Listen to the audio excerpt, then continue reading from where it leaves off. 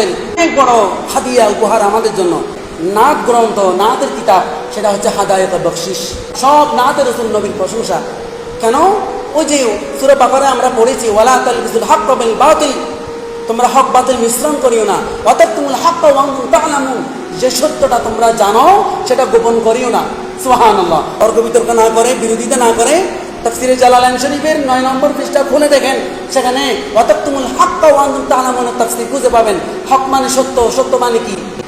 তাফসীরে জালালাইনে বলা হচ্ছে সত্য মানি নাতে রাসূল। সুবহানাল্লাহ। তাফসীরে জালালাইনের মধ্যে বলা আছে নাতা মুহাম্মাদিন সাল্লাল্লাহু আলাইহি ওয়াসাল্লাম। নাতা মুহাম্মাদিন মানে নাতে রাসূল, নবীর প্রশংসা, মুহাম্মদ নবীর প্রশংসা। সুবহানাল্লাহ। অর্থাৎ তোমরা নবীর শান, নবীর মান, নবীর মর্যাদা, নবীর আজমত, নবীর গান এগুলো গোপন করিও না।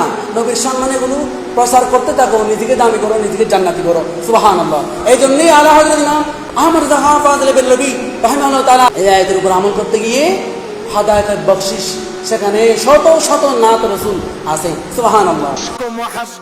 इश्क मोहब्बत आला हज़रत